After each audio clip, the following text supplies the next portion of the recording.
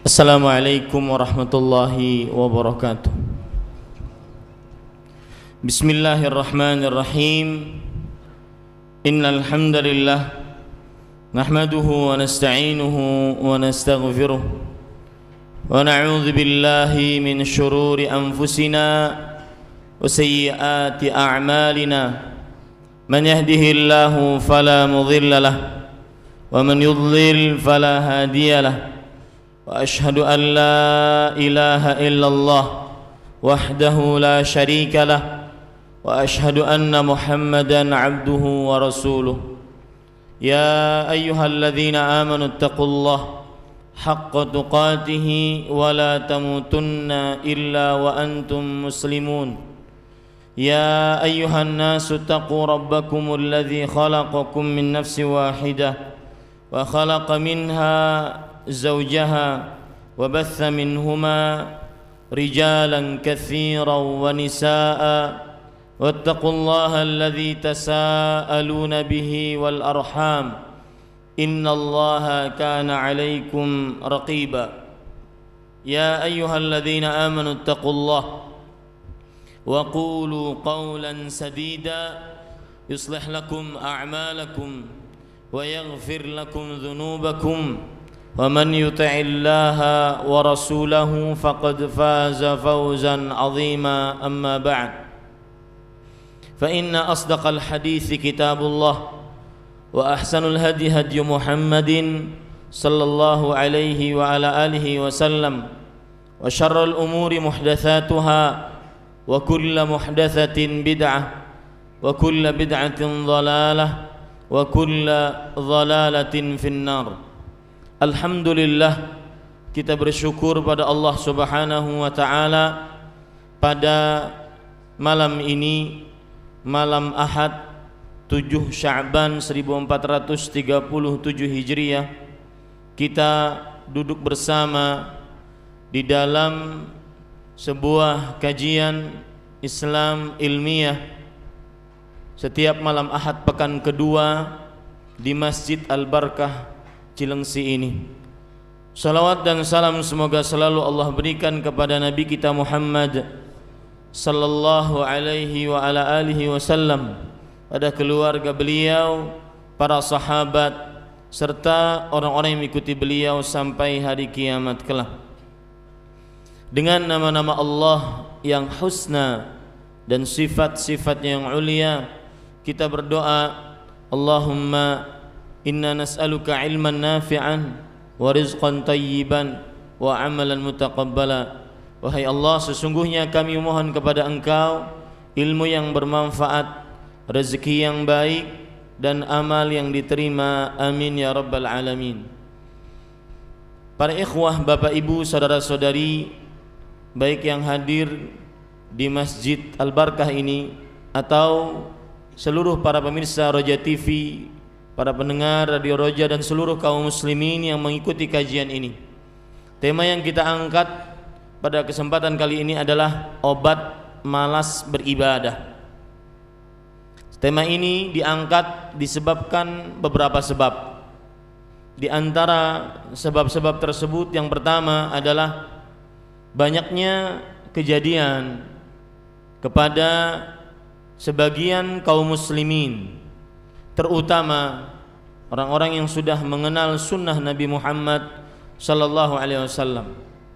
Di awalnya semangat, di awalnya penuh dengan kekhusyuan, di awalnya penuh dengan energi untuk beribadah kepada Allah, menjauhi larangan Allah Subhanahu wa taala, meniti majelis-majelis ilmu.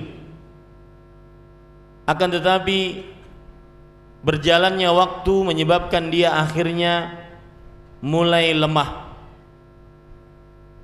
dia mulai lelah, dia mulai malas. Dan ini memang tabiat orang yang beramal yang terlalu semangat. Sebagaimana disebutkan dalam hadis yang diriwayatkan oleh Imam Al-Bazzar di dalam kitab Kashful Astar dari Abdullah bin Abbas radhiyallahu anhuma. Rasulullah sallallahu alaihi wa alihi wasallam bersabda, "Inna likulli amalin syirah wa likulli syiratin fatrah. Faman kanat fatratuhu ila sunnati faqad ihtada wa man kanat fatratuhu ila ghairi dzalika faqad dhalla."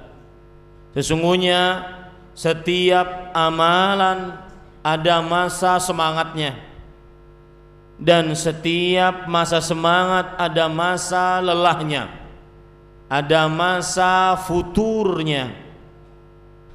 Dan maka barang siapa yang masa lelahnya, masa futurnya, masa senggangnya digunakan kepada sunnahku, maka sungguh dia mendapatkan petunjuk.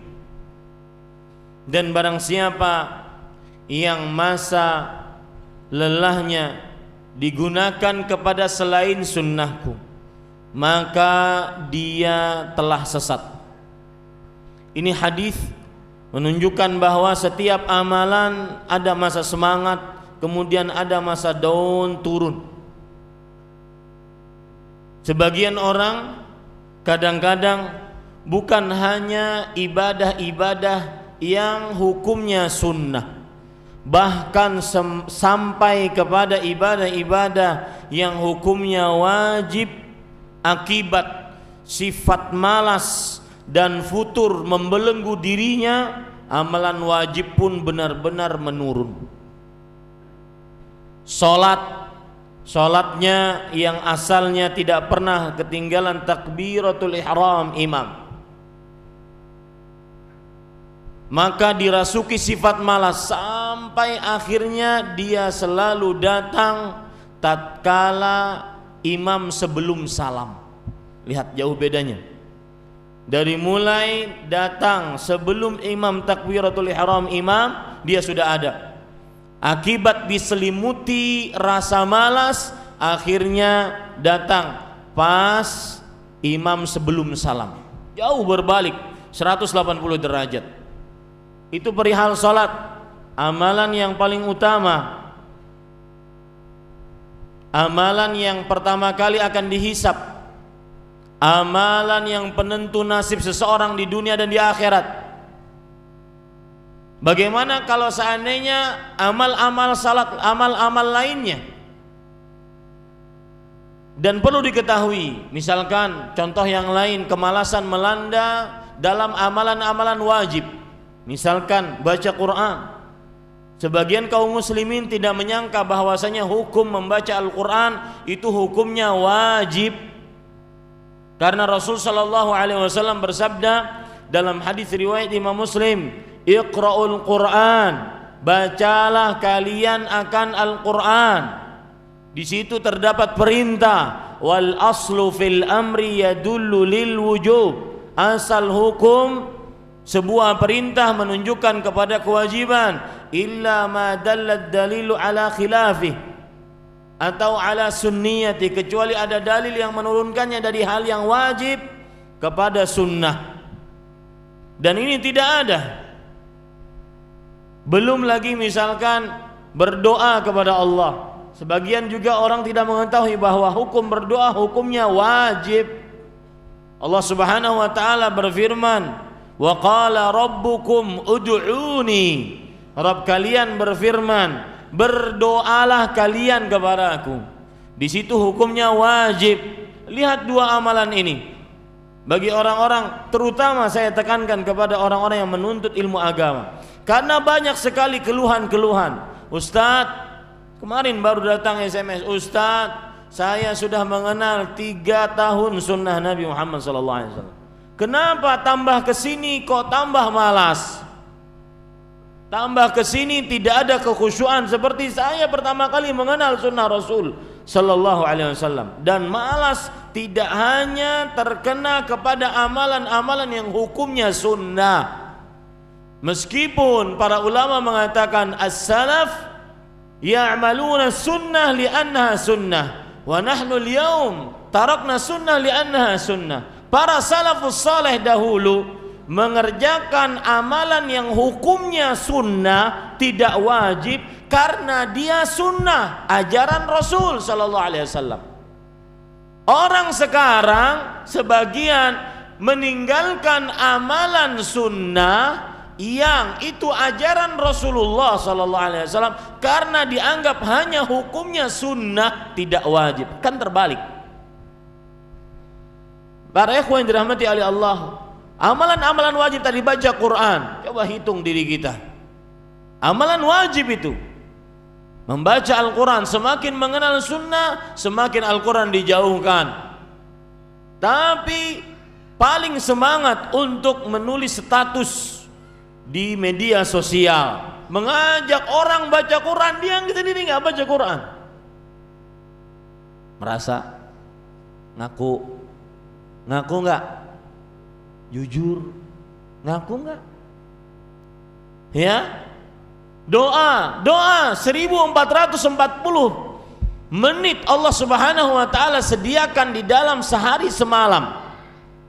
Berapa menit kita gunakan untuk berdoa, amalan wajib yang kadang-kadang sebagian manusia tidak mengenalnya itu hukumnya wajib. Artinya wajib apa? Ma dzumma tarikuhu qasdan, sesuatu yang dicela apabila ditinggalkan dengan sengaja. Dan jangan lupa, habis dicela diancam dosa. Itu yang sering dilupakan oleh manusia. Yang nggak berdosa, yang nggak berdoa dosa dan diancam siksa. Yang tidak baca Quran dosa dan diancam siksa. Ini pentingnya membahas tema ini, atau sebabnya membahas tema ini. Sebagian orang, apalagi jangan ditanya, hadis wala haraj, kata orang Arab. Hadis wala haraj, ceritakan tanpa batas amalan-amalan sunnah, dari mulai zikir pagi, zikir sore, dari mulai sholat ba'diyah, qabliyah. Ngaku ahlu sunnah, bermanhaj salaf, tetapi ba'diyah, qabliyah, subuh jadi ba'diyah terus. Memang dia mengetahui hadis Rasul riwayat Imam Abu Daud dari Qais ibn Talq, ketika orang tersebut Qais radhiyallahu anhu salat setelah subuh 2 rakaat, ditanya oleh Rasulullah, mahlan ya Qais, al-fajru raka'atan. Tunggu sebentar wahai Qais, salat subuh cuma 2 rakaat, ini setelah subuh 2 rakaat ngapain? Beliau salat karena sebelum subuh belum salat, sebagai qabliyah subuh. Dibiarkan, pertanda persetujuan oleh Rasulullah SAW. Pertanda itu hadis Rasul SAW. Tetapi yang keliru itu terkadang ini kadang-kadang jadi ba'diyah subuh, bidah itu. Kalau dirutinkan, ya, hadis wala haraj, ceritakan lagi tentang sholat malam, sholat witir. Bapak ibu saudara-saudari yang dimuliakan oleh Allah Subhanahu wa taala, menurun, sangat menurun. Cuma casingnya doang. Casingnya pakai peci, pakai koko, pakai jenggot. Dipakai gitu jenggotnya. Ya, pakai jilbab lebar, cadaran, casingnya doang. Malas. Malas melanda. Oh, itu bagus judul kajian, malas melanda. Persis judul sinetron tuh. Malas melanda, ya, semakin mengenal sunnah semakin ujub punya, merasa dirinya sudah banyak amal, sudah banyak kajian, sudah mengenal, apalagi kalau sudah Ustadz kawan saya, ya. Bapak ibu saudara-saudari, sebab yang kedua kenapa kita angkat tema ini, yaitu disebabkan karena sekitar 23 atau 22 hari lagi kita akan memasuki bulan penuh semangat amal. Bulan yang mana manusia pertama masuk surga tidak akan pernah surga pintunya dibuka sebelum Rasulullah sallallahu alaihi wasallam mengetuk pintunya. Manusia yang diampuni dosanya yang telah lalu dan yang akan datang. Manusia yang disebut oleh Rasulullah sallallahu alaihi wasallam sendiri sebagai Sayyidu Waladi Adam, pemimpin anak manusia. Manusia yang merupakan Khalilullah, kekasih terdekatnya Allah Subhanahu wa taala. Manusia dengan begitu banyak legalitas ampunan, surga, kekasih Allah tetap di bulan Ramadan, terutama 10 hari terakhir bulan Ramadan. Jadda wajtahada wa shaddal mi'zar, bersungguh-sungguh, bergigih, kemudian mengikat tali sarung untuk beribadah di 10 hari terakhir bulan Ramadan. Manusia yaitu Nabi kita Muhammad sallallahu alaihi wasallam bulan beramal bulan Ramadan. Makanya dalam hadis riwayat Imam Tirmidzi, Rasul sallallahu alaihi wasallam bersabda, "Ya baghiyal khair aqbil wa ya baghiyasy syarr aqsir." Wahai pencari kebaikan, sambut bulan Ramadan, sekarang waktunya beramal. Wahai pelaku dosa, hentikan dosa dalam bulan Ramadan, sekarang waktunya untuk menghadap kepada Allah, bertobat kepadanya. Makanya tema mengingatkan kaum muslimin agar lepas dari sifat malas. Tinggal 23 hari, 22 hari. Semoga Allah Subhanahu wa taala menyampaikan umur kita ke dalam bulan Ramadan. Bulan berkah, bulan yang kebaikannya terus menerus tanpa batas, bulan yang kebaikannya terus bertambah dan banyak, tidak pernah habis. Bulan yang ditunggu oleh para salafus saleh sebagaimana disebutkan di dalam kitab Lataiful Ma'arif yang ditulis oleh Al-Hafidz Ibnu Rajab. As-salaf yad'una qabla Ramadan 6 ashhur hatta yuballighahumullahu ila Ramadan. Para salafus saleh berdoa kepada Allah 6 bulan agar bisa masuk ke dalam bulan Ramadan. Bulan amal, bulan tidak ada leha-leha, bulan yang kata Rasul sallallahu alaihi wasallam jangan sampai kita masuk ke dalam hadis ini. Hadis riwayat Imam Ibnu Hibban, Imam Ibnu Khuzaimah, Rasulullah sallallahu alaihi wasallam ketika naik ke atas mimbar, qala amin, amin, amin.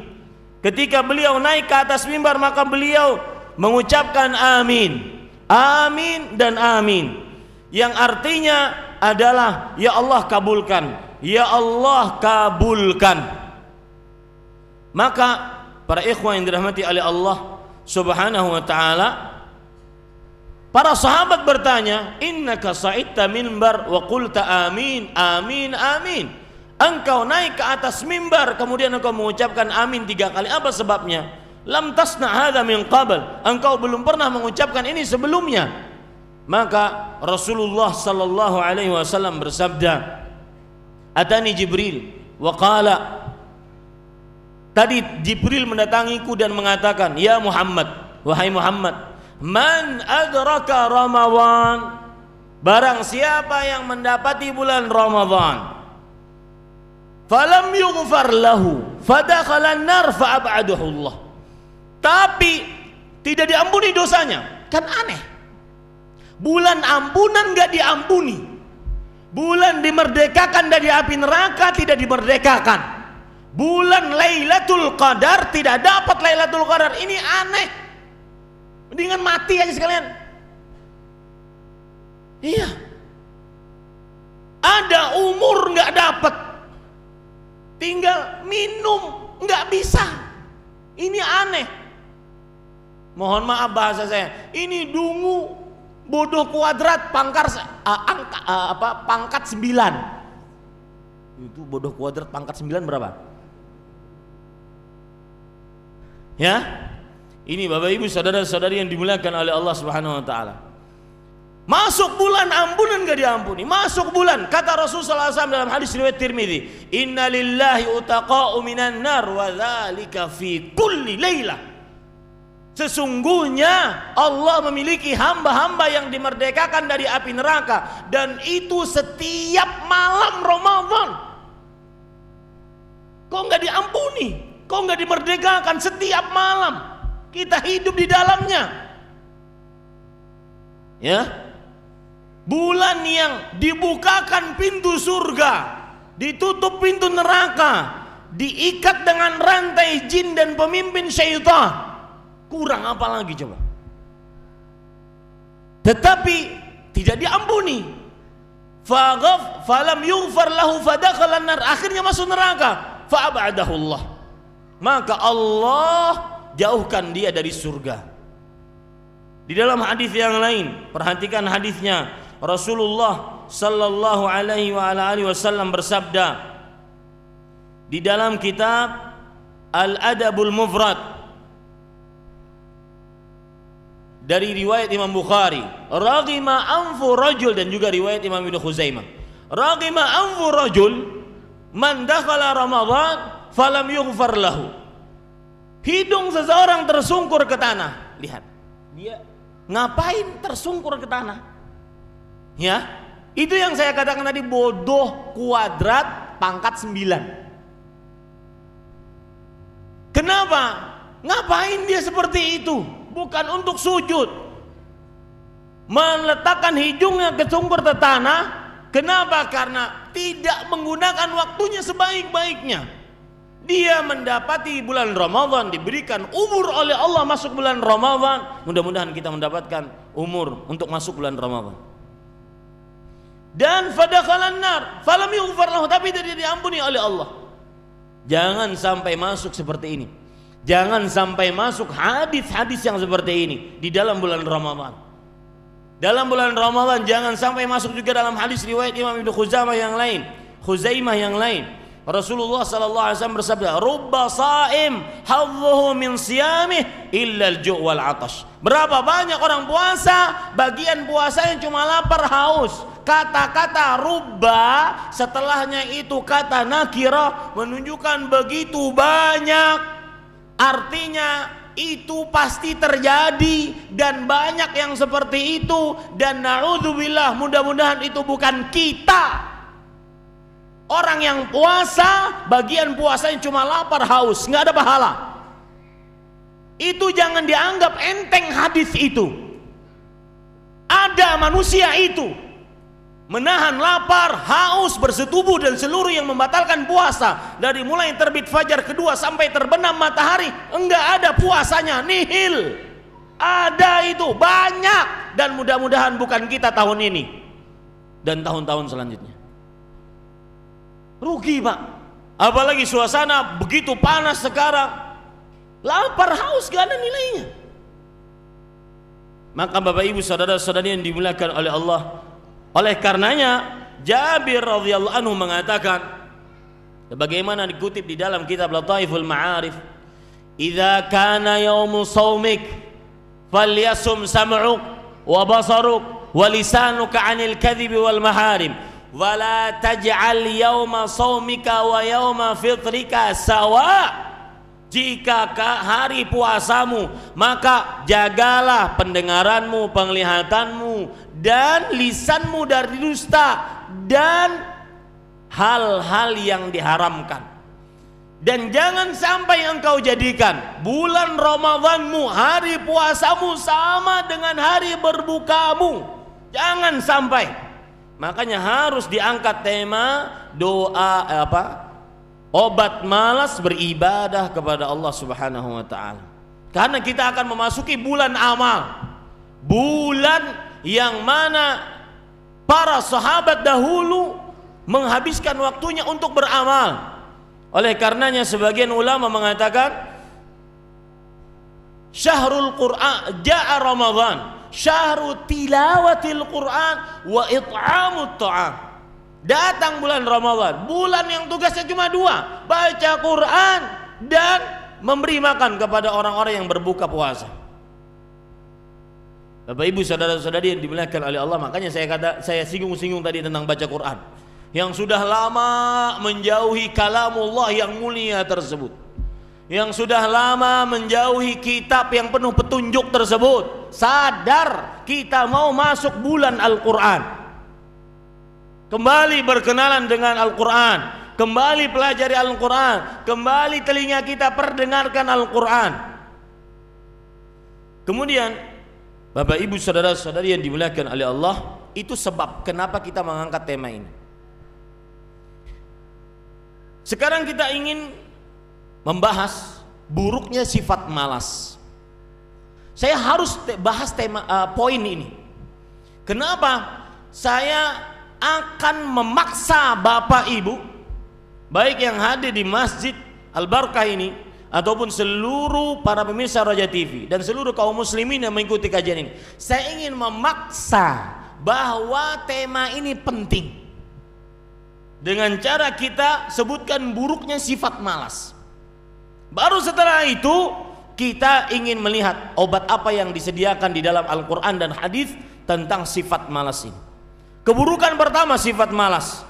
Ketahui baik-baik, sifat malas ini adalah sifatnya orang munafik khullas. Orang munafik yang benar-benar kemunafikannya sangat terkenal dengan sifat malasnya orang munafik. Orang munafik sangat terkenal dengan sifat malasnya.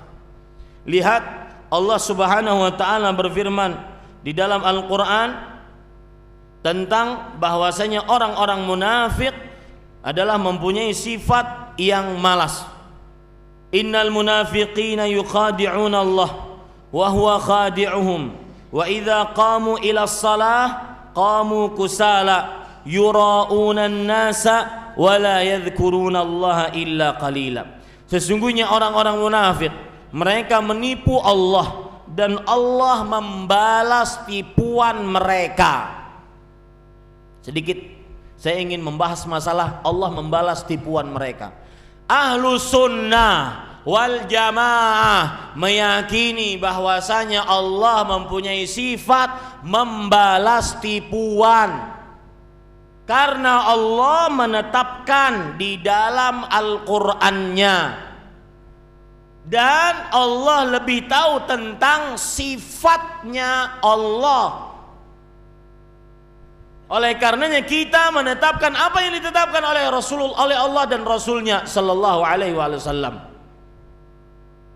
Sedangkan orang-orang yang menyimpang dari akidah Ahlussunnah, mereka tidak mau menyatakan Allah membalas tipuan. Masa Allah nanti namanya Allah Maha Penipu? Enggak. Allah membalas tipuan orang yang menipunya. Kita tetapkan sesuai dengan apa yang ditetapkan oleh siapa? Oleh Allah dalam Al-Quran. Saya ingin menyanggah beberapa pendapat yang menyatakan bahwasanya ketika Allah membalas tipuan itu berarti Allah Maha Penipu. Salah ini. Maka yang paling bagus dan paling sesuai dengan apa yang diajarkan oleh para salafus saleh adalah asbit. Tetapkan apa yang ditetapkan oleh Allah dalam Al-Quran. Tetapkan apa yang ditetapkan oleh Rasulullah SAW dalam hadisnya. Kemudian sucikan Allah di dalam nama-namanya dan sifat-sifatnya dari segala macam sifat kekurangan. Ya, jangan sampai keliru dalam permasalahan ini. Kita menetapkan apa yang ditetapkan oleh Rasul sallallahu alaihi wasallam, oleh Allah Subhanahu wa taala dalam Al-Qur'an.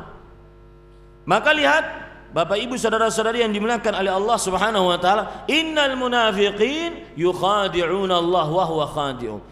Sesungguhnya orang-orang munafik menipu Allah dan Allah membalas tipuan mereka. Wa idza qamu ila shalah qamu kusala yura'una an-nas wa la yadhkuruna Allah illa qalila. Mereka jika masuk bangun mendirikan salat bangun dalam keadaan malas. Bangun dalam keadaan malas. Ini sifat orang-orang munafik. Makanya Bapak Ibu saudara-saudari, buruknya sifat malas adalah sifat yang sangat kental dengan orang munafik di zaman Rasulullah sallallahu alaihi wasallam. Itu disebutkan oleh Allah dalam surah An-Nisa ayat 142. Begitu juga disebutkan oleh Allah dalam surat At-Taubah ayat 54. Allah berfirman, "Wa ma mana'ahum an tuqbala minhum nafaqatuhum illa annahum kafaru billah wa bi rasulih wa la ya'tuna as-salata illa wa hum kusala wa la yunfiquna illa wa hum karihun." Dan tidak ada yang menahan dari mereka amalan-amalan mereka kecuali karena mereka kafir terhadap Allah dan Rasulnya, dan tidaklah mereka mengerjakan sholat kecuali dalam keadaan malas, dan tidak menafkahkan hartanya kecuali dalam keadaan membencinya. Ini para ikhwah, buruknya sifat malas yang pertama. Sifat malas adalah sifat yang sangat identik dengan kaum mana? Munafik, dan bukan sembarangan nifak yang ada di zaman Rasul sallallahu alaihi wasallam. Maka hati-hati. Lihat para ikhwan yang dirahmati oleh Allah Subhanahu wa taala,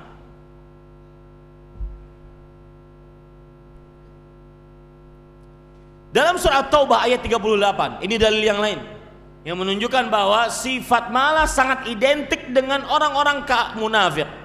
At-Taubah ayat 38. Ya ayyuhalladzina amanu ma lakum idza qila lakum unfiru fi sabilillah itsaqaltum ilal ard araditum bil hayati dunya minal akhirah.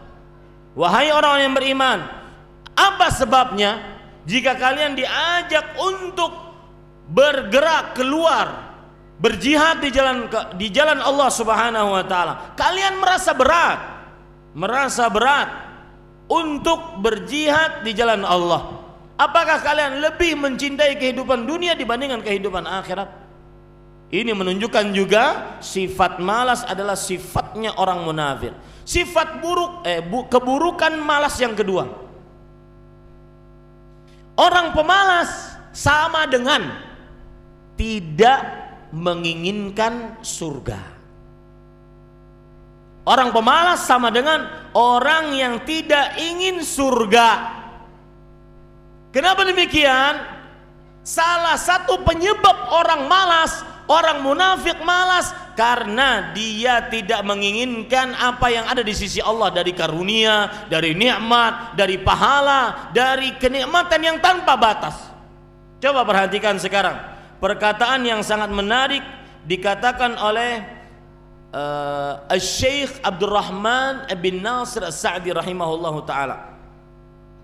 Perhatikan ketika beliau membahas ayat tadi, innal munafiqin yukhadi'una Allah wa huwa khadi'uhum wa idza qamu ila salati qamu kusala. Perhatikan ya Bapak Ibu saudara-saudari yang dimuliakan oleh Allah Subhanahu wa taala. Ya, perhatikan di sini.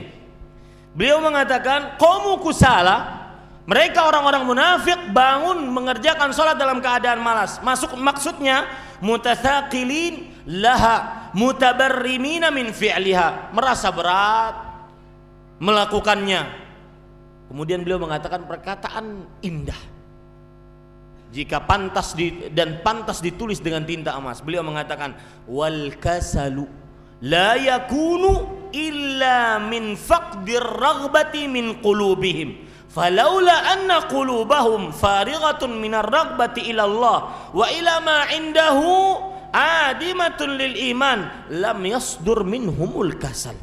Malas tidak akan terjadi kecuali karena kehilangan keinginan mendapatkan nikmat dari Allah dari hati mereka. Kalau seandainya di dalam hati mereka terlepas sifat ingin mendapatkan nikmat Allah dan apa yang ada di sisi Allah, yaitu berupa surga, maka niscaya tidak akan muncul dari mereka sifat malas.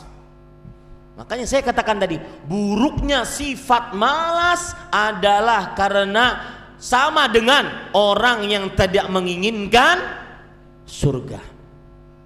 Itu buruknya sifat malas. Orang-orang munafik yang mereka lakukan, kenapa sampai mereka malas? Mereka riya, menginginkan apa yang ada di tangan manusia. Yura'unan nas wa la yadhkuruna Allah illa qalila. Mereka riya terhadap manusia dan tidak menyebut nama Allah kecuali sedikit saja. Makanya Rasulullah SAW dalam hadis riwayat Bukhari mengatakan, "Athqalus salawat 'alal munafiqin salatul fajri wa salatil atamah." Salat yang paling berat atas orang munafik adalah salat subuh dan salat isya. Kenapa, Pak? Siapa yang bisa jawab? Karena tidak ada yang melihat. Untuk apa dilihat? Hah?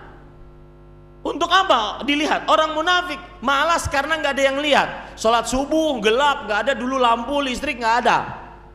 Makanya mereka malas. Kenapa? Karena nggak ada yang lihat. Salat isya gitu juga, kalau sudah terbenam matahari gelap, tidak ada yang lihat. Kenapa? Karena Bapak mengatakan tadi tidak ada yang melihat. Kenapa tidak ada yang melihat membuat mereka malas? Ada apa di balik penglihatan manusia? Apa? Iya, riya itu adalah amal ingin dilihat. Ada apa di balik riya? Apa? Pujian. Dan ini selalu berkaitan. Yang beramal ingin dilihat agar dipuji itu riya. Itu pengertian riya. Beramal ingin dilihat agar dipuji. Itu riya. Pujian, sanjungan, penghargaan, hadiah, materi, uang, harta. Makanya saya katakan tadi, buruknya sifat malas adalah orang yang malas sama dengan orang yang tidak menginginkan surga.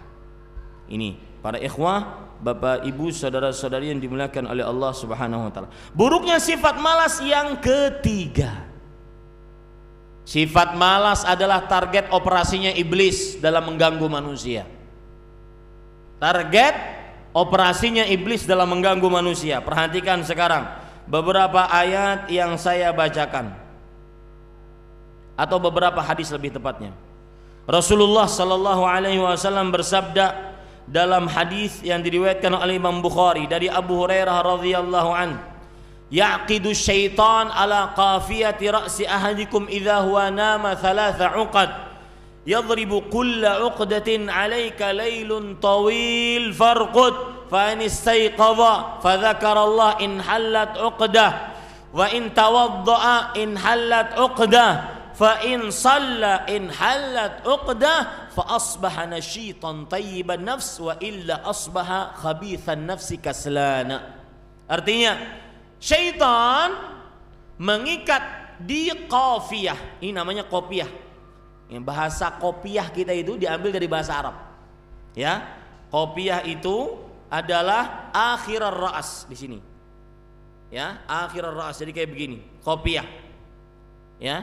Jadi qafiyah yang kita pakai, kita sebut qafiyah, itu adalah dari bahasa Arab. Dan banyak sekali kata-kata Indonesia diambilkan dari bahasa Arab. Maka heran kalau seandainya ada orang mengatakan merapatkan saf itu adat istiadat orang Arab. Heran saya. Heran. Itu hadis Rasul sallallahu alaihi wasallam.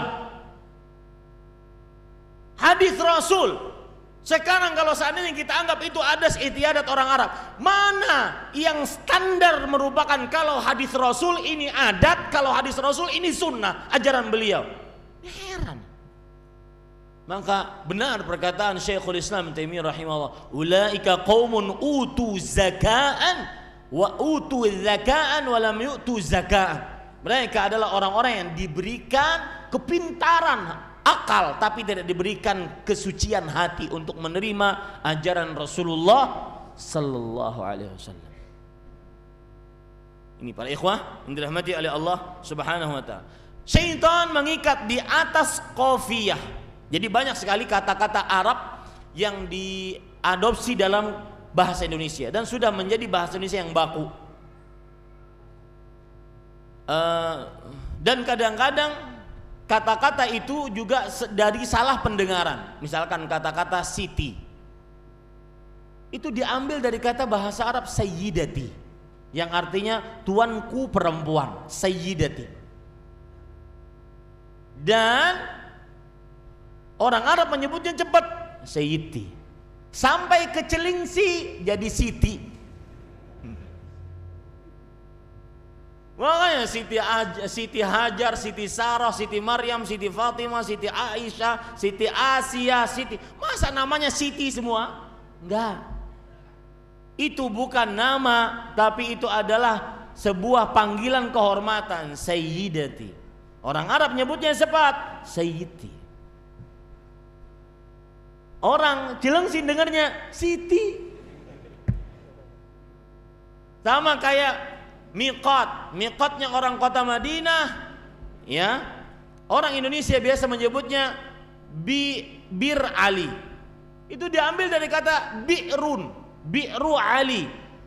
Bir artinya sumur. Ya, orang Arab nyebutnya cepat Bir Ali. Sampai ke Banjarmasin jadi Bir Ali. Ya, ini banyak Bapak Ibu saudara-saudari yang dimuliakan oleh Allah. Taib. Yaqidu syaitan ala qafiyati ra'si adikum. Syaitan mengikat di atas kepala salah seorang dari kalian. Jika dia tidur dengan 3 ikatan. Lalu setiap ikatan kita ingat, tukang sihir ini adalah anak emasnya para syaitan dan iblis. Dan tukang sihir meniup di ikatan-ikatan. Begitu pula tuannya meniup di ikatan-ikatan. Kita setiap kali tidur itu diikat dengan 3 ikatan oleh syaitan. Dijampi-jampi setiap ikatannya. Lai alaika lailun tawil urqud. Sudah malam panjang tidur aja, malam panjang tidur. Ikatan ketiga malam panjang tidur. Ya, fa in istayqadha, jika dia bangun dan menyebut nama Allah, inhallat uqdah, terlepas ikatan yang kedua. Fa in tawaddaa inhallat uqdah, jika dia berwudu terlepas ikatan yang ketiga. Fa in shalla inhallat uqdah, jika dia salat subuh terlepas ikatan yang ketiga. Fa asbaha nasyitan thayyiban nafs, maka pagi itu dia akan semangat, penuh dengan kebaikan jiwa. Kalau tidak, terlambat bangun subuhnya, tidak menyebut nama Allah, terlambat bangun subuhnya, tidak berwudu, terlambat bangun subuhnya, terlambat sholat subuhnya, maka asbaha khabithan nafs kaslan, dia akan merasa buruk dirinya. Ketemu teman di pasar, bang, ya, malas, inhalat khabithan nafs kaslan, dan malas aja kerjaannya. Para ikhwah, bapak ibu, saudara-saudari yang dimuliakan oleh Allah Subhanahu wa taala, tadi kita sudah mempelajari beberapa hal yang mengenai buruknya sifat malas, terutama dalam ibadah kepada Allah Subhanahu wa taala. Yang pertama yang sudah kita pelajari, sifat malas adalah sifat yang sangat identik dan kental dengan kemunafikan. Dan bukan sembarang kemunafikan, tetapi kemunafikan yang ada di zaman Rasulullah sallallahu alaihi wasallam. Yang kedua, sifat malas sama dengan orang tidak menginginkan surganya Allah Subhanahu wa taala. Karena sebagaimana disebutkan oleh Imam Syekh Abdurrahman bin Nasir As-Sa'di tadi, wal kasalu la yakunu illa 'inda 'adamir raghbati fi qulubihim. Sifat malas tidak terjadi kecuali tatkala tidak menginginkan karunia Allah, nikmat Allah, surga Allah di dalam hati mereka. Kalau seandainya ada masih menginginkan itu, mustahil seseorang akan malas. Yang ketiga, yaitu sifat malas adalah target operasinya iblis, mengganggu manusia, membuat manusia malas, tidak semangat untuk beribadah kepada Allah Subhanahu wa taala. Yang keempat, buruknya sifat malas adalah Rasulullah sallallahu alaihi wasallam berlindung dari sifat malas. Dan tidaklah beliau berlindung kecuali sifat tersebut adalah buruk dan tercela. Sebagaimana disebutkan dalam hadis riwayat Bukhari dan Muslim dari Anas bin Malik radhiyallahu an, Rasulullah sallallahu alaihi wasallam bersabda, "Allahumma inni a'udzubika minal ajzi wal kasal wal jubni wal bukhl. Wahai Allah, aku berlindung denganmu dari sifat lemah dan sifat malas, dari sifat pengecut dan sifat bakhil. Dan sekali lagi, tidaklah Rasulullah sallallahu alaihi wasallam berlindung dari sebuah atau dari sesuatu kecuali menunjukkan bahwa sesuatu tersebut adalah buruk di sisi Allah Subhanahu wa ta'ala. Sekarang yang kelima, terakhir dan bukan yang paling akhir, karena masih banyak lagi keburukan yang timbul dari sifat malas. Yang terakhir yaitu orang yang mempunyai sifat malas, maka akhirnya dia tidak beramal dan menyebabkan kehidupannya sempit.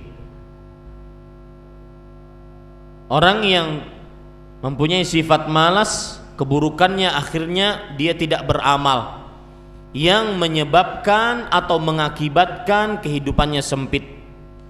Coba perhatikan, Allah Subhanahu wa ta'ala berfirman di dalam Al-Quran, man a'radha an dzikri fa inna lahu ma'isyatan dhanka wa nahsyuruhu yaumal qiyamati a'ma. Surat Thaha ayat 124. Wa man a'radha an dzikri, dan siapa saja yang berpaling dari mengingatku. Maksud daripada siapa saja yang berpaling dari mengingatku, kata Imam Ibnu Katsir rahimahullah, khalafa amri, yang menyelisih perintahku, wa ma anzaltuhu ala rasuli, dan yang aku turunkan kepada rasulku, a'radha anhu, dia berpaling darinya, wa tanasahu, dan pura-pura lupa darinya, malas, pura-pura lupa, wa akhadha min ghairi hudahu, dan mengambil dari selain petunjuknya, fa inna lahu ma'isyatan dhanka, maka baginya kehidupan yang sempit. Disebutkan oleh Imam Ibnu Katsir, makna kehidupan yang sempit adalah fala tuma'ninata lahu, tidak tenang, walan syiraha li sadrih, tidak nyaman hatinya, tidak lapang hatinya, bal sadrahu dayyiqun harajun li dhalalih, tetapi hatinya senantiasa sempit, penuh dengan kesesakan karena kesesatannya, meskipun dia terlihat nyaman. Dan yang lebih menarik lagi, ada pendapat dari Ad-Dhahhak yang disebut dengan kehidupan yang sempit. Kata Imam Ad-Dhahhak rahimahullah, al-amalu sayyi wa rizqul khabith. Siapa yang malas beribadah, melupakan perintah-perintah Allah, maka amalnya buruk, rezekinya pun buruk. Ya, nanti dia akan diberikan karena malas, dia tidak mau tahu apakah yang dia ambil dan dia masukkan ke dalam mulutnya, dia suapkan kepada anak istrinya, apakah yang halal atau yang haram. Dia enggak peduli karena dia malas untuk meneliti mana yang halal, mana yang haram. Ini penafsiran yang luar biasa. Orang yang malas beribadah, maka dia akan mendapatkan perbuatan yang buruk dan rezeki yang tidak halal.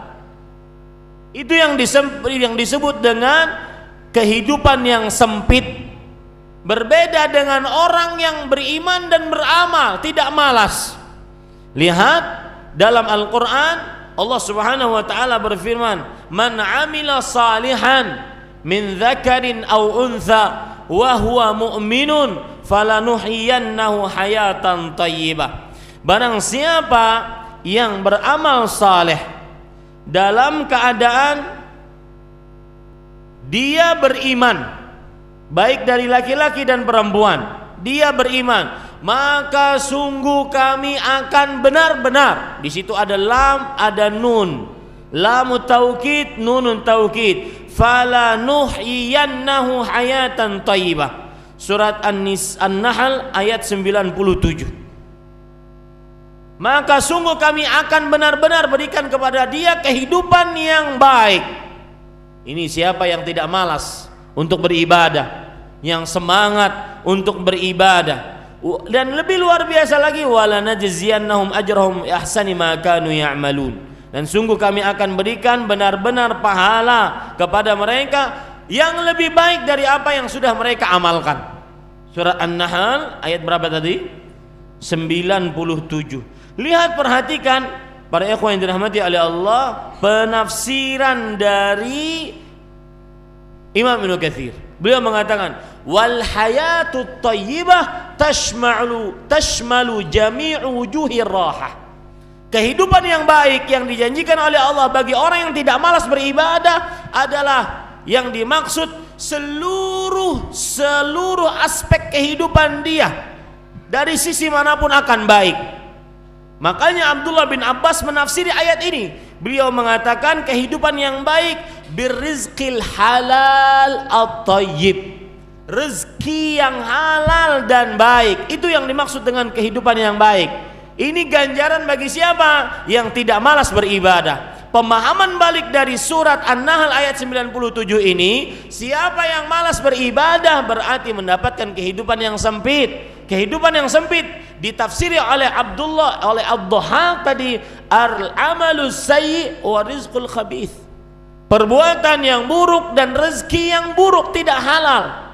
Lihat sampai ke situ, Pak. Buruknya sifat malas. Kalau sudah Bapak Ibu pahami ini, maka kita harus nyari obatnya, mau tidak mau. Obat yang pertama yaitu meminta kepada Allah diangkat sifat malas. Sebagaimana doa Rasulullah sallallahu alaihi wasallam tadi, Allahumma inni a'udzubika minal ajzi wal kasal wal jubni wal bukhl wal haram wa a'udzubika min adzabil qabri wa min adzabin nar. Hadis riwayat Bukhari Muslim dari Anas bin Malik. Dan para ikhwah, Bapak Ibu, saudara-saudari, termasuk prestasi dalam penghambaan diri kita kepada Allah selama hidup kita di dunia sekian puluh tahun ini, kita menghafal doa-doa yang diajarkan oleh Rasul sallallahu alaihi wasallam. Terutama di zaman sekarang, doa-doa tersebut sudah diterjemahkan, sudah ditakhrij hadisnya, mana yang sahih, mana yang lemah, sudah dikumpulkan dalam satu buku, tinggal dihafal. Maka ini termasuk prestasi yang semestinya seorang muslim mencapainya. Ada target, dia bisa menghafal doa, semua doa-doa Rasulullah sallallahu alaihi wasallam. Maka niatkan itu, terutama bulan Ramadan ini. Ya. Ini Bapak Ibu, saudara-saudari yang dimuliakan oleh Allah Subhanahu wa taala. Ya, jadi yang pertama adalah doa. Doa kepada Allah Subhanahu wa taala agar diangkat dan dilindungi dari sifat malas ini. Kemudian yang kedua, para ikhwan yang dirahmati oleh Allah, obat sifat malas adalah tidak berlebih-lebihan dalam ibadah. Terutama nanti bulan Ramadan, yang kebiasaan dia terutama ini, yang dia beribadah baca Quran dalam bulan-bulan lain tidak banyak, atau bahkan benar-benar meninggalkan mendengar kajian tentang Ramadan. Terutama saya dengar nanti di Masjid Al-Barakah ada kajian pra-Ramadan. Maka para ikhwan yang dirahmati oleh Allah semangat. Oh, pokoknya bulan Ramadan, bulan Al-Quran saya mau baca. Tekad setiap hari 2 juz. Bagaimana setiap hari 2 juz? 1 juz berarti 10 lembar, 2 juz 20 lembar. Kalau hitungan setiap setelah selesai sholat, maka 20 lembar bagi 5 berarti 4. Habis subuh 4 lembar, habis zuhur 4 lembar, habis habis asar 4 lembar, habis maghrib 4 lembar. Bakwan buka puasa, ya kan? Habis isya 8 lembar. Wah, hari pertama bisa, ternyata mudah aja 2 juz dalam sehari. Besok sudah mulai berat karena nggak terbiasa sebelumnya. Tidak terbiasa sebelumnya, mulai berat dia. Sampai juga 2 juz tapi ngos-ngosan. Ngos-ngosan. Hari ketiga sudah mulai ngasih PR terhadap dirinya sendiri. Bagaimana? Hari habis subuh 4 lembar, habis zuhur 2 lembar aja deh, 4 lembarnya nanti habis asar. Ya, sisanya habis asar. Berarti habis asar berapa? 6 lembar. Habis itu habis asar yang aturan 6 lembar dipangkas oleh dia, dikasih PR dirinya. Cuma 2 lembar dapatnya, 4 lembarnya nanti habis isya.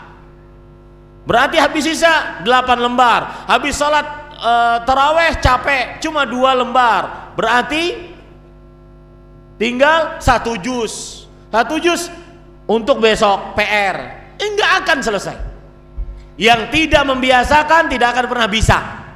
Yang mulai membiasakan nanti mulai dari awal Ramadan tidak akan pernah bisa menghasilkan prestasi banyak membaca Al-Quran. Dan hati-hati, di dalam bulan Ramadan nanti timbul pertanyaan-pertanyaan. Orang-orang yang sinis, sudah dilihat temannya, hari kedua, hari ketiga, hari keempat, hari kelima udah hatam. Berarti 6 juz per hari, 5 hatam. Langsung mulai cari-cari pembenaran terhadap dirinya. Di hari kelima Al-Baqarah aja belum selesai. Ya, hari kelima Al-Baqarah belum selesai, langsung cari-cari pembenaran atas malasnya. Itu trik iblis, cari-cari pembenaran atas trik malasnya, atas sifat malasnya. Bagaimana? Nanya Ustadz, Ustadz apa hukumnya? Atau bagaimana? Atau mana yang utama? Menghatamkan Quran di dalam Al-Quran sebanyak-banyaknya, tapi nggak paham, nggak tahu tafsirnya. Dengan orang yang tidak hatam Al-Quran tapi dia tahu tafsirnya, sebab turunnya, maknanya. Yakin Pak orang ini, ya, kebanyakan yang seperti ini dua-duanya dia nggak kerjakan. Hatam enggak, tahu tafsirnya juga enggak. Ini trik malas, membenarkan malas, sifat malas dalam dirinya. Ya, saya pernah berdiskusi dengan orang-orang seperti ini. Kita katakan para Nabi Muhammad SAW, para sahabat, para tabi sampai imam yang 4 memperbanyak hataman Al-Quran dalam bulan Ramadan. Mau dia paham tidak paham, banyaki hafalan Al-Quran, banyaki bacaan Al-Quran, hatamkan Al-Quran. Dan para ikhwan yang dirahmati oleh Allah, bagi siapa orang-orang yang sudah mencoba dan punya tekad kuat tinggi, himmah aliyah, punya tekad tinggi, dia akan bisa menghatamkan Al-Quran. Bukan hanya sekali, mungkin bisa 4 sampai 5 kali. Misalkan kita anggap saja yang paling ringan bagi orang-orang yang suka menghatamkannya, sebagian ada yang mengatakan saya bisa Ustadz per 6 hari hatam. Berarti selama sebulan berapa? 5 kali per 6 hari. Berarti selama sehari berapa? 5 juz. Habis subuh, habis zuhur, habis asar, habis maghrib juz Al-Fuqat. Habis isya 2 juz. Tidur, istirahat dia. Ya, istirahat dia. Besok seperti itu, besok seperti itu, sampai 6 hari hatam. 1 kali hatam itu ngos-ngosan, habisnya nggak pernah baca Quran. Nah ini salah, keliru. Ini Bapak Ibu saudara-saudari yang dimuliakan oleh Allah. Maka salah satu hal yang membuat orang malas, obat pemalas adalah jangan sampai terlalu ngoyo dalam ibadah.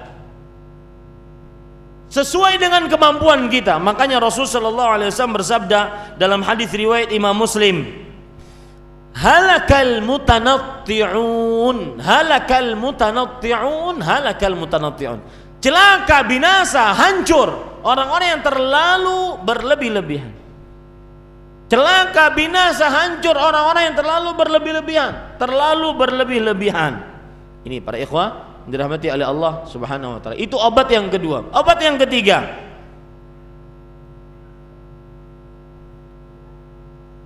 usahakan kita berlomba-lomba di dalam kebaikan. Berlomba-lomba dalam kebaikan. Dan ingat, ketika kita mulai berlomba-lomba dalam amal ibadah, dalam kebaikan, bukan yang menjadi ukuran saya menang kamu kalah, dia menang saya kalah, enggak. Lihat Abu Bakar As-Siddiq dengan Umar bin Khattab berlomba-lomba dalam kebaikan. Pernah suatu ketika ada seorang sahabat, yaitu Abdullah bin Mas'ud, berzikir di masjid. Kemudian Nabi Muhammad SAW lewat. Kata Rasul SAW kepada Abdullah bin Mas'ud, sal tu'tah. Wahai Abdullah bin Mas'ud, berdoa engkau, doamu akan dikabulkan. Wah, itu kunci itu. Enak banget kalau ada Rasulullah SAW di zaman sekarang. Ahmad Zainuddin, tuh doa dikabulkan. Enak kan? Ini Rasulullah SAW lewat. Wahai Abdullah bin Mas'ud, doa, engkau akan dikabulkan doamu. Tapi Abdullah bin Mas'ud sibuk berzikir. Melihat itu Abu Bakar datang, kemudian memberitahukan apa yang dikatakan oleh Rasul sallallahu alaihi wasallam tadi. Berdoalah kamu akan dikabulkan. Maka Abdullah bin Mas'ud mengangguk-angguk, kemudian Abu Bakar Siddiq pergi. Datang Umar bin Khattab. Umar bin Khattab mengatakan, Rasulullah mengatakan kepadamu, kalau kamu berdoa kamu dikabulkan. Kata Abdullah bin Mas'ud, sabaqaka Abu Bakar. Abu Bakar sudah mendahului memberitahukan tentang ini. Sampai sekian. Paham ceritanya, Pak? Paham nggak? Masih ada yang belum paham. Abu Bakar memberitahukan apa yang diberitahukan oleh Rasulullah. Wahai Abdullah bin Mas'ud, berdoa, engkau akan dikabulkan doamu. Selesai sampai sini, paham? Umar bin Khattab datang. Wahai Abdullah bin Mas'ud, Rasulullah memberitahukan kepadamu bahwa kamu berdoa, kamu akan dikabulkan. Kata Abdullah bin Mas'ud, pernyataan ini sudah dinyatakan oleh Abu Bakar sebelum kamu. Lihat, yang menjadi ukuran bukan menang kalah. Yang menjadi ukuran adalah lomba-lombanya. Kenapa? Lihat akibat ini. Umar bin Khattab menyandang gelar. Kata Rasulullah, aku jalan bersama Abu Bakar dan siapa? Dan Umar. Aku masuk bersama Abu Bakar dan Umar. Lihat, sejarah mencatat, gara-gara berlomba-lomba Umar selalu, dalam bahasa Jawanya, katut, ikut gara-gara lomba.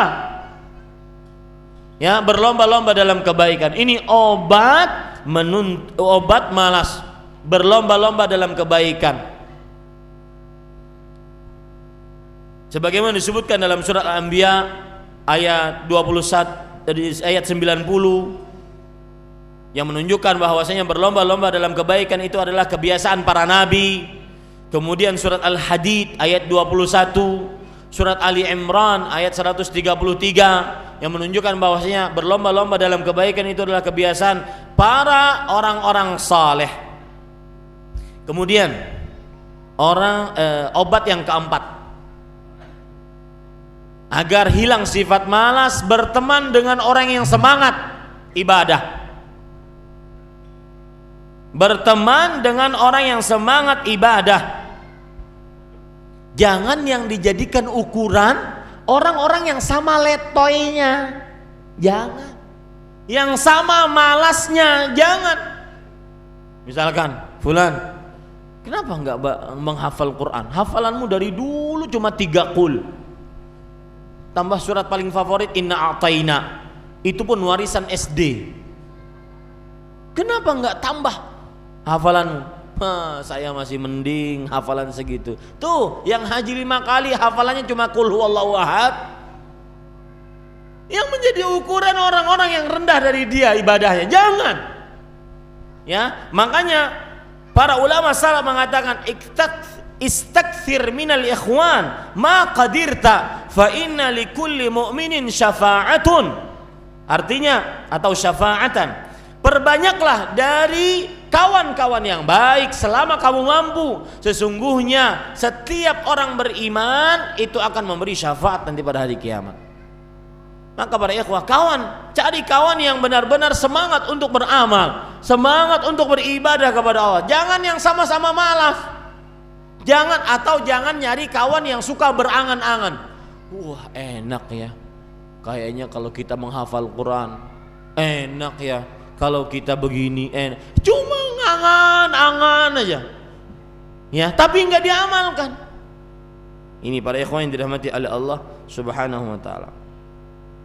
Kemudian para ikhwah yang dirahmati oleh Allah Subhanahu wa taala. Yang keberapa obatnya? Yang kelima.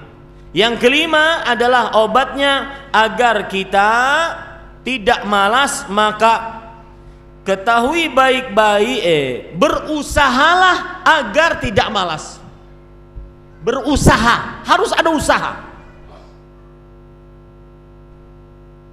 Allah Subhanahu wa taala berfirman di dalam surat Al-Mu'minun, "Walladzina jahadu fina lanahdiyannahum subulana wa innallaha lama'al muhsinin." Afwan, Al-Ankabut ayat 69. Orang-orang yang benar-benar berjuang di jalan kami, lanahdiyannahum. Lam lamut taukid, nun nunut taukid, nun lam dan lam penekanan. Diterjemahkan dalam bahasa Indonesia, sungguh kami akan benar-benar memberi petunjuk kepada mereka kepada jalan-jalan kami, dan sesungguhnya Allah akan bersama orang-orang yang berbuat ihsan. Lihat perkataan yang sangat menarik dari Imam Ibnu Katsir terhadap ayat ini. Beliau mengatakan, perhatikan baik-baik para ikhwan yang dirahmati oleh Allah Subhanahu wa taala, yang dimaksud dengan orang-orang yang berjuang di jalan kami, alladzina ya'malun bima ya'lamun, orang yang mengamalkan apa yang telah ilmui, yang mereka telah ilmui. Dan saya pesan Pak kepada Bapak Ibu yang hadir di masjid ini dan seluruh para pemirsa Roja TV dan seluruh kaum muslim yang mengikuti kajian ini, di atas pundak kita sekarang ada amanah untuk mengamalkan ilmu yang sudah kita dapat, yaitu mengobati rasa malas. Ya, bukan hanya sekedar pengajian, hadir, masuk telinga kanan, keluar lagi dari telinga kanan. Enggak. Tapi ada amanah yang kita harus mengamalkan ilmu tersebut. Yang dimaksud orang-orang yang berjuang di jalan kami adalah ya'malun bima ya'lamun, mengamalkan apa yang telah mereka ilmui. Kemudian para ikhwan yang dirahmati oleh Allah, lanahdiyannahum, maksudnya adalah lanubassirannahum turaqana fid dunya wal akhirah. Kami akan mudahkan jalan-jalan kami kepada dia di dunia dan di akhirat. Oleh karenanya kita bisa mengambil kata-kata ringkas, sebesar usahamu, sebesar petunjuk kemudahan datang dari Allah untukmu.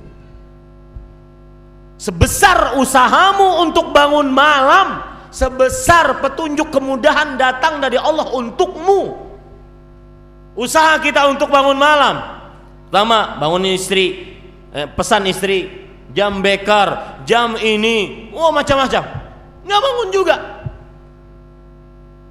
Ya, usaha terus, usaha tidur pada waktu tepat waktunya, usaha terus, maka dia akan mendapatkan kemudahan datang dari Allah Subhanahu wa taala. Usaha yang tadi datang pas imam sebelum salam, masbuk paling terakhir. Coba gelarnya si masbuk paling terakhir.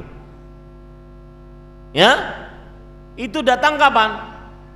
Persis ketika as-salat, gitu, as-salat dia baru duduk.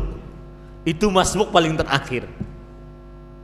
Ya, ini para ikhwan yang dirahmati oleh Allah Subhanahu wa taala. Maka orang seperti ini usaha mengatur waktunya, azan langsung ambil wudu, langsung ke masjid. Usaha itu, sebesar usaha seseorang untuk taat, sebesar itu petunjuk kemudahan datang dari Allah untuk orang tersebut. Ini obat malas, usaha. Ya, Bapak Ibu saudara-saudari yang dimuliakan oleh Allah Subhanahu wa taala. Obat malas yang kedua, yang keberapa? Yang keenam. Yang kedua jauh banget. Yang keenam, Itu berarti sudah lapar, Pak.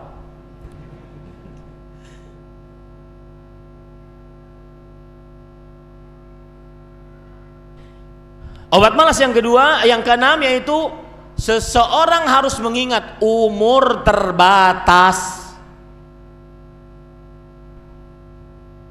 Umurnya terbatas.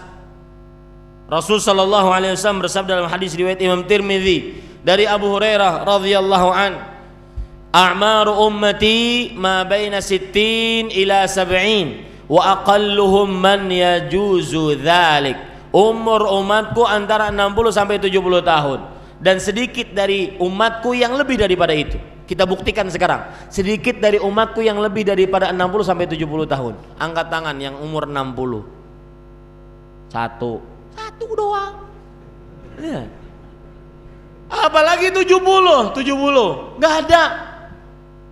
Berarti ini calon mati. Subhanallah. Nggak nyadar habis itu. Ya, sebentar. Terbatas waktunya. Dan kalau sudah mati, Pak, kalau sudah mati tidak akan pernah bisa kembali ke dunia. Sebagaimana ayat Al-Quran, fa idza jaa ahaduhumul maut qala rabbirji'un la'alli a'malu salihan fima taraktu. Kalla. Ketika salah seorang dari mereka kedatangan kematian, maka dia baru mengucapkan rabbirji'un, ya Allah kembalikan aku ke dunia. Agar ngapain? Beramal saleh, walau apapun amal salehnya. A'malu amalan salihan. Di situ nakirah menunjukkan apapun yang saya bisa amalkan. Tapi Allah mengatakan kalla, tidak akan pernah. Kalau orang sudah mati bisa kembali sampai onta masuk ke dalam lubang jarum, sampai susu masuk lagi ke putingnya, dan itu menunjukkan kepada sebuah kemustahilan. Maka jangan pernah malas. Kenapa? Karena waktunya terbatas. Ada orang-orang yang mungkin dia lahir tahun 1000, sekarang 1437. Saya akan membiasakan kaum muslimin untuk memakai tahun-tahun hijriyah, bulan-bulan qamariyah, karena itu wala, itu loyal Islam. Ya, kita sekarang tahun 1437. Dia lahir mungkin tahun 1400. Kemudian ternyata mati 1420. Dikubur 1450. Kok bisa, Ustaz? Mati karena nggak ibadah. Setelah dia umur 20 tahun nggak ada ibadah, malas, dianggap orang mati. Ya, ini Bapak Ibu saudara-saudari. Maka obat yang keenam, ingat baik-baik, waktu terbatas. Jangan sampai kita menyesal, sebagaimana disebut oleh Allah dalam surah Al-Fajr, yauma yatadzakkarul insan. Habis itu apa ayatnya? Yauma yatadzakkarul insan wa anna lahu dzikra. Pada hari itu manusia mengingat, indahnya kalau saya hidup kembali, kalau saya berumur sekarang sweet 17 tahun, bisa beribadah kepada Allah, indahnya. Ya, ini para ikhwan yang dirahmati oleh Allah, ingat baik-baik, umur terbatas. Itu obat untuk menghadapi sifat malas. Yang terakhir, yang ketujuh, obat untuk menghadapi sifat malas, yaitu kita harus mengetahui tentang sebab-sebab orang malas sehingga kita bisa mengobatinya. Ya, kita harus mengetahui sebab-sebab orang malas sehingga kita bisa mengobatinya. Sebab orang malas adalah yaitu mengambil tentara dari tentara iblis. Para ulama salaf mengatakan kalimatu saufa jundun min junudi iblis. Kata-kata entar, besok, nanti, itu adalah salah satu tentara dari tentaranya iblis. Entar aja deh, besok aja deh. Ya, entar aja deh, besok aja. Saya mau baca Quran, saya mau hafal Quran, saya mau mempelajari tajwid Al-Quran, ntar aja deh besok. Apalagi yang paling parah bersandar dengan takdir. Wahai fulan, umurmu berapa? 40 Ustaz. Umurmu berapa? 50 Ustaz. Kenapa nggak lancar baca Quran? Ustaz, kayaknya takdirnya memang begini Ustaz. Saya dari dulu sudah 10 guru Iqra, saya pindah-pindah, semuanya putus asa dengan saya. Kata gurunya ha, saya ngatakan kha. Zal, saya ngatakan zai. Semuanya putus asa. Jadi emang kayaknya takdirnya begini Ustaz. Lihat subhanallah. Ini para ikhwan yang dirahmati oleh Allah. Jangan pakai kata saufa untuk sebuah amal. Jangan pakai kata-kata entar, nanti, besok. Ya jangan. Lakukan sekarang. Lihat perkataan Abdullah bin Umar radhiyallahu anhuma. Idza amsait fala tantadhirus sabah wa idza asbahat fala tantadhiril masa. Jika kamu masuk waktu sore jangan tunggu waktu pagi. Jika kamu masuk waktu pagi jangan tunggu waktu sore untuk beramal. Lakukan sekarang. Seperti misalkan saya ingin mulai baca Quran Ustaz semenjak ini. Tapi besok enggak, sekarang. Ya, Ustaz. Sekarang masih ada media sosial lagi rame. Besok Ustaz, besok. Enggak, sekarang. Sekarang kerjakan. Jangan saufa. Itu salah satu tentara dari tentaranya iblis. Makanya Imam Al-Qayyim mengatakan saufa ra'su amwalil mafalis. Kata saufa, nanti, entar, besok, itu adalah modalnya orang-orang bangkrut di hari kiamat. Habis umur dan dia terus saufa, entar, besok. Ya, ini para ikhwan yang dirahmati oleh Allah Subhanahu wa taala. Sebab yang kedua yang menyebabkan orang malas yang kita obati, yaitu jangan terlalu kenyang. Wah, ini Ustaz susah ini. Ya. Imam Ibnu Qudamah mengatakan sebagaimana disebutkan di dalam kitab Mukhtasar Minhajul Qasidin. Ini kitab indah, bagus sekali. Mukhtasar Minhajul Qasidin. Kathratul akli turithul kasala wal futur. Banyaknya makan mewariskan malas dan leha-leha. Makanya makannya sesuai dengan kebutuhan kita.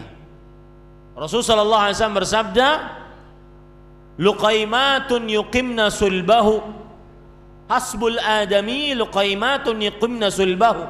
Cukup bagi anak Adam beberapa suafan yang dengannya dia menegakkan punggungnya. Fa in ghalabatil adamiyya nafsuhu fa thuluthun lit-ta'am wa thuluthun lisyarab wa thuluthun lin-nafas. Kalau seandainya hawa nafsunya mengalahkan dirinya, maka boleh lebih daripada beberapa suapan, sepertiga untuk makan, sepertiga untuk minum, sepertiga untuk bernafas. Jangan 3/3 untuk nasi, begah ente. Ya, nggak bisa nafas. Kemudian para ikhwan yang dirahmati oleh Allah Subhanahu wa taala, termasuk sebab membuat orang malas adalah tadi yang kita sebutkan. Tidak bangun subuh, tidak berzikir, tidak berdoa, tidak sholat subuh. Ini semua kita tahu akhirnya obatnya apa. Yang keempat, penyebab malas adalah ketika nguap, mangap, tidak ditutup mulutnya. Ya, tidak ditutup mulutnya. Coba perhatikan dalam hadis riwayat Bukhari dan Muslim dari Abu Hurairah radhiyallahu an, Rasul sallallahu alaihi wasallam bersabda, "Idza tatha'aba ahadukum falyumsik yadahu ala fih." Jika salah seorang dari kalian menguap, maka hendaklah dia meletakkan tangannya di atas mulutnya. At-tatha'ubu minasyaitan, kata Rasulullah. Menguap itu dari syaitan yang target operasinya membuat orang malas. Ya, kalau sudah nguap, apalagi nih, mohon maaf ibu-ibu, kadang-kadang nguap nggak tahu diri di hadapan suaminya. Subhanallah, mana femininnya? Suaminya heran, ini apa kudanil? Kemudian sang istri balas lagi, mendingan saya kuda Nil daripada bapak gajah duduk. Akhirnya semua hewan keluar. Ini nggak boleh dalam suami istri. Ya meskipun dalam keadaan bercanda, ya tidak boleh. Kemudian sebab yang keberapa? Kelima, penyebab orang malas adalah, dan ini saya tanyakan ke Syekh Abdul Razak bin Abdul Muhsin. Saya pernah tanyakan, Syekh, apa kunci orang semangat bangun malam? Maka beliau mengatakan tidak ada kunci yang paling mudah kecuali tidak begadang. Tidur tepat waktunya. Tidur di awal-awal malam. Tidak ada kunci paling mudah. Tidak pernah terlambat bangun subuh dan akan bisa sholat malam. Makanya para ikhwan yang dirahmati oleh Allah Subhanahu wa taala, jangan obat malas adalah begadang malam. Begadang mendingan untuk menuntut ilmu atau untuk sholat malam. Ini enggak. Untuk melihat status di komen enggak. Orang udah pada tidur, ente nunggu like. Bang, ya, istri sudah ngorok sana sini. Maka para ikhwah jangan begadang malam. Ini termasuk daripada penyebab seseorang malas. Disebutkan di dalam kitab Ikmalul Mu'lim yang ditulis oleh Al-Qadhi Iyad, as-saharu bil-lail yujibul kasala bin nahar. Begadang malam mengkonsekuensikan malas di siang hari. Amma tajibul huquq fihi minat ta'ah wa masalihid dunya wad din. Yang mana semestinya hak-hak harus dikerjakan, ketaatan-ketaatan harus dikerjakan, dan kebaikan-kebaikan agama dan dunia dia tinggalkan gara-gara dia begadang malam. Maka ini kira-kira obat malas beribadah. Semoga benar-benar menjadikan obat bagi diri saya pribadi sebelum para jamaah sekalian dan juga para pemirsa sekalian. Kita cukupkan, wallahu alam, wa sallallahu nabiyana Muhammad walhamdulillahi rabbil alamin. Bagaimana hukumnya jika seorang pezina sudah tobat tetapi tidak dihukum cambuk atau rajam? Karena tidak ada yang mengetahui selain Allah dan di Indonesia tidak ada hukum tersebut. Maka bertobatlah sebenar-benar taubat. Kejadian yang terjadi di zaman Rasulullah seperti dalam kejadian Al-Ma'iz, seorang perempuan yang mengaku di hadapan Rasul sallallahu alaihi wasallam sudah berzina. Kemudian kejadian Al-Ghamidiyah, seorang perempuan yang mengaku berzina di hadapan Rasul sallallahu alaihi wasallam, kemudian beliau mengatakan tohirni, sucikan aku. Itu tidak wajib untuk dilakukan, terutama kita di negara yang tidak ada rajam. Maka yang paling utama pada diri seorang tersebut bertaubat dengan sebenar-benar taubat. Dan saya pesan bagi semua pelaku taubat, dia harus antara rasa harap dan rasa takut. Harap taubatnya diterima, takut dosa-dosanya yang telah lalu. Kalau taubatnya tidak diterima, terus ada di dalam dirinya seperti itu. Ya, saya pernah di hadapan saya ada seorang perempuan mengatakan, Ustadz, saya dulunya suka ke klub malam, minum khamr, minum obat, kemudian buka aurat, melakukan hubungan yang tidak benar. Tapi Ustadz sekarang jangan takut, nih jilbab lebar, ya, cadar, panitia kajian Ustadz.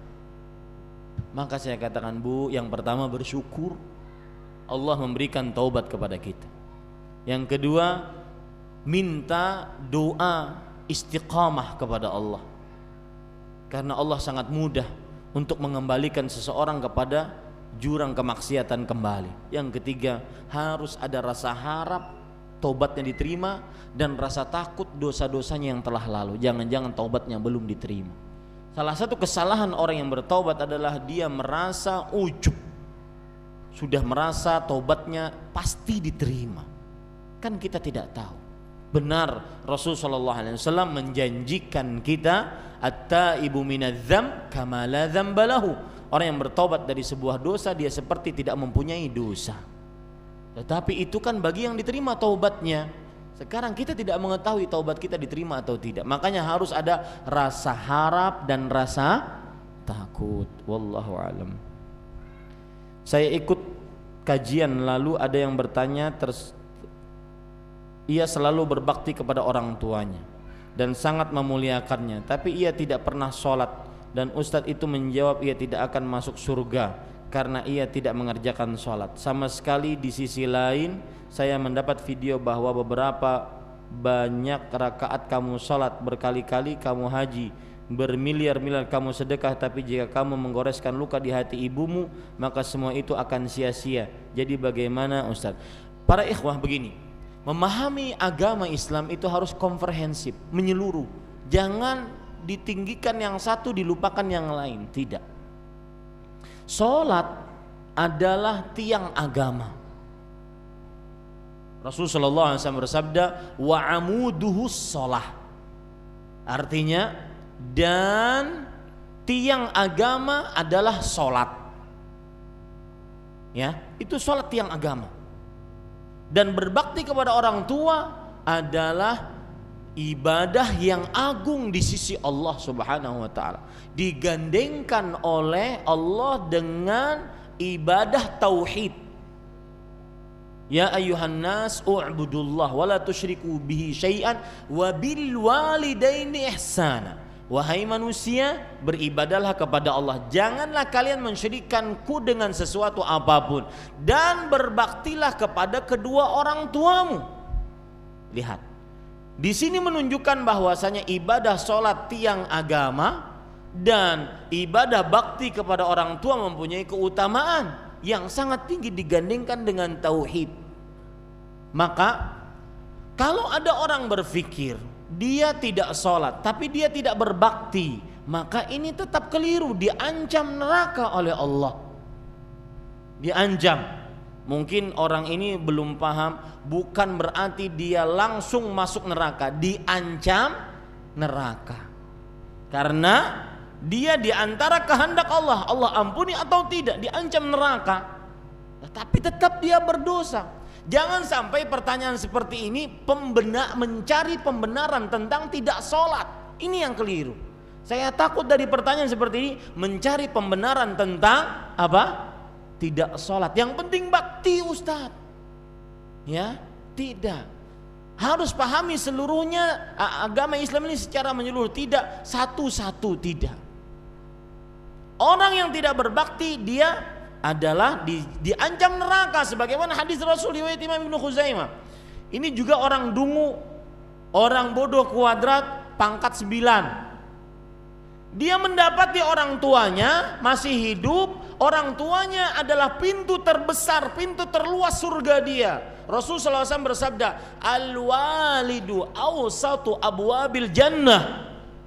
Orang tua adalah pintu paling luas untuk masuk surga. Dia dapati orang tuanya, bisa dia berbakti, tapi dia tidak gunakan, malah dia sakiti orang tuanya.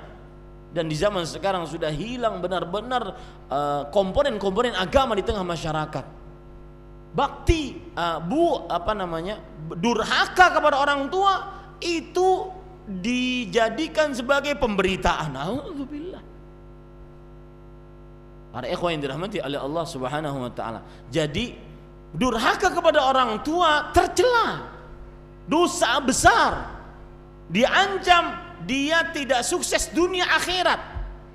Tetapi bukan berarti ketika dia bakti kemudian dia tidak sholat, ini melalaikan pencarian pembenaran terhadap tidak sholatnya. Paham maksud saya? Jangan sampai pertanyaan seperti ini mencari pembenaran agar orang yang tidak sholat tadi dinyatakan berkurang dosanya. Enggak, orang yang tidak sholat itu lebih parah dibandingkan berzina dengan ibunya.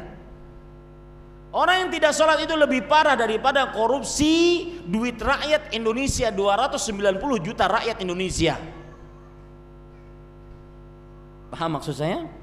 Ini para ikhwan yang dirahmati oleh Allah Subhanahu wa taala. Jangan sampai jadikan pertanyaan seperti ini sebagai pembenaran orang tidak sholat. Maka saya nasihatkan kepada yang bakti orang tua tadi, Anda amalnya baik luar biasa, tambahi sholat, tambahi sholat. Ya, wallahu alam. Sedikit menyinggung tentang masalah suami istri. Saya pesan kepada laki-laki, sayangi, cintai istri Anda. Karena mencintai istri itu ibadah. Ini yang kadang suami terlepas darinya. Mencintai istri itu dapat pahala. Ya. Coba, dan saya katakan mencintai istri itu banyak menumbuhkan harmonisasi keluarga dan juga mendatangkan solusi tatkala bercekcok di antara suami istri. Coba antum kalau pas lagi marah-marahan, apa masalahnya, apapun masalahnya, habis itu antum bisik di samping telinganya, wahai istriku, aku ditakdirkan mencintaimu. Itu 95% permasalahan selesai. 5%-nya tanggung sendiri. Kalau tidak berani di samping dia telinganya, maka tulis SMS, telepon, ya, aku ditakdirkan mencintaimu. Dan itu sabda Rasul sallallahu alaihi wasallam. Ketika Aisyah radhiyallahu anha, beliau cemburu terhadap Khadijah. Kata Aisyah radhiyallahu anha, ma ghirtu ala ahadin min azwajin Nabi sallallahu alaihi wasallam ma ghirtu ala Khadijah. Aku tidak pernah secemburu kepada salah seorang pun dari istri-istri Rasulullah dibandingkan cemburuku kepada Khadijah. Setiap kali nyembelih kambing, kata Rasulullah, kasih kepada kawan-kawannya Khadijah. Sampai Aisyah radhiyallahu anha mengatakan, Khadijah selalu Khadijah gitu. Kenapa wahai Rasulullah? Maka beliau menjawab, inni ruziqtu hubba, aku ditakdirkan mencintainya. Coba Pak, yang malam ini belum pernah menyatakan itu, yakin Pak, langsung kelepek-kelepek. Aku ditakdirkan untuk mencintainya. Ada suatu pemandangan menarik. Cinta perempuan itu lebih besar dibandingkan kepada suaminya. Meskipun kadang-kadang dia susah untuk mengungkapkannya ataupun gengsi untuk mengungkapkannya kepada suaminya, tapi dia sangat cinta. Seorang perempuan pernah bertanya kepada Syekh di Arab Saudi, Syekh, apa hukumnya saya berdoa seperti ini? Ya Allah, masukkanlah saya ke dalam surga dan juga suami saya. Biarkan kami berdua di dalam surga dengan syarat tanpa bidadari. Yang lebih menarik jawaban syekhnya. Kata syekh, ya, kata syekh, kalau dalam bahasa Arab, tubtulina fid dunya wa tubtulina wa kaman tubtulina fil akhirah ba'du. Kalau dalam bahasa Indonesianya, kalian sudah menyiksa kita di dunia, juga menyiksa kita di akhirat. Di dunia sudah nggak boleh poligami begitu, di akhirat juga. Soal. Tapi lihat, itu bukti cinta seorang perempuan kepada suami. Ya, maka cintai istri Anda, sayangi, kasihi. Mencintai istri itu sebuah seni yang harus Anda lakukan. Banyak caranya, luar biasa. Surprise, ya, ajak ke mall, ajak doang, ajak. Ya, itu banyak seninya mencintai istri. Dan di situ kita akan menjadi suami yang benar-benar sportif untuk menjadi suami. Ya, misalkan ajak ke tempat ini di depan ini kan banyak jualan baju. Yang jualan baju kasih royalti kepada saya malam ini. Ya, tuh bawa istri, wahai istriku, pilih, silahkan pilih. Ya, pilih. Habis itu bayar sendiri ya. Subhanallah, banyak seninya para ikhwah mencintai istri itu. Dan itu perlu diungkap. Seni mencintai istri dengan ungkapan sayang sebagaimana disebutkan oleh Rasulullah tadi, inni ruziqtu hubba, aku ditakdirkan untuk mencintaimu. Ini para ikhwah. Bagaimana hukum sholat di rumah yang di sampingnya ada kuburannya dan di bawahnya juga ada kuburannya? Apakah sholatnya sah dan apakah ada larangannya untuk membaca Al-Quran di rumah yang di sampingnya ada kuburannya? Sholat di rumah yang di sampingnya ada kuburannya, di bawahnya ada kuburannya, ya di atasnya juga ada kuburannya. Ini kok bisa ada kuburan di dalam rumah? Maka jika kuburan tersebut sebelum rumahnya, rumahnya harus dibongkar. Jika kuburan tersebut setelah rumahnya, kuburannya harus dibongkar dan dipindahkan ke lain. Dan sholat di sana tidak sah. Wallahu a'lam. Apakah sifat malam? Karena Rasulullah SAW bersabda, la tusallu ilal kubur. Jangan kalian sholat menghadap kepada kuburan. Dan menghadap di sini baik menghadap ke kuburannya ataupun sholat di area kuburan. Rasulullah SAW bersabda, la'natullah 'alal yahud wan nasara ittakhadhu qubur anbiya'ihim masajid. Allah melaknat kaum Yahudi dan Nasrani yang menjadikan kuburan nabi-nabi mereka sebagai masjid. Wallahu a'lam. Apakah sifat malas juga ketika saya ingin pergi ke kajian tapi melihat anak dan istri yang baru berumur 2 bulan, merasa kasihan ditinggal berdua di kontrakan? Ini sama. Allah Subhanahu wa taala berfirman, ya ayyuhalladzina amanu innama amwalukum wa auladukum fitnah. Di dalam ayat yang lain, innama azwajukum wa auladukum aduwwan lakum fahdharuhum. Wahai orang yang beriman, sesungguhnya anak dan istri kalian adalah musuh bagi kalian, maka hati-hati. Musuh dia. Imam Ibnu Katsir ketika menafsiri musuh tersebut, maksudnya adalah yahmilur rajulu ala ma'siyati rabbih. Gara-gara anak dan istri, seseorang akhirnya melakukan maksiat kepada Rabbnya. Wa yahmilu rajulu ala qati'ati rahmi. Gara-gara anak dan istri, seseorang akhirnya memutuskan hubungan kekerabatannya, terutama sama orang tua. Maka jangan sampai gara-gara anak dan istri kita memutuskan hubungan kekerabatan, membuat kita malas beribadah kepada Allah Subhanahu wa taala. Ya, ini termasuk di dalamnya sifat malas yang tidak dibenarkan. Wallahu a'lam. Apakah hukumnya menjawab salawat dari khatib yang sudah khutbah Jumat? Maka jawabannya boleh dijawab dan boleh tidak dijawab. Boleh dijawab karena kita mengambil keumuman hadis Rasul sallallahu alaihi wasallam yang berbunyi, raghima anfu rajul dzukirtu indahu falam yusalli alaihi. Tersungkur hidung seseorang ke tanah jika disebutkan aku di hadapannya dan dia tidak bersalawat atasku. Boleh tidak dijawab karena belum, saya sepengetahuan ilmu yang saya masih cetek ini, belum ada riwayat bahwa para sahabat Nabi jika disebutkan di atas mimbar oleh Rasulullah sallallahu alaihi wasallam nama beliau, mereka bersalawat. Wallahu a'lam. Bapak saya sudah meninggal. Dulu semasa hidupnya banyak melakukan kemaksiatan. Saya merasa bersalah karena belum menyampaikan dan mendakwahinya. Apakah kelak saya akan diminta pertanggungjawaban? Lalu apa yang sebaiknya saya lakukan? Ini pertanyaan sering saya dapati.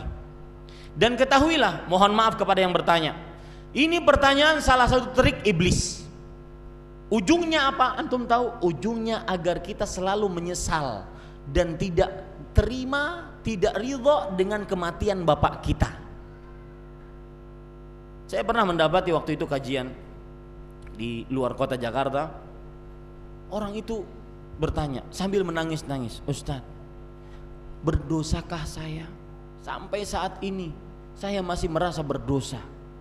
Ibu saya ketika dia sakit, saya tidak membawanya ke dokter karena memang minim biaya. Berdosakah saya?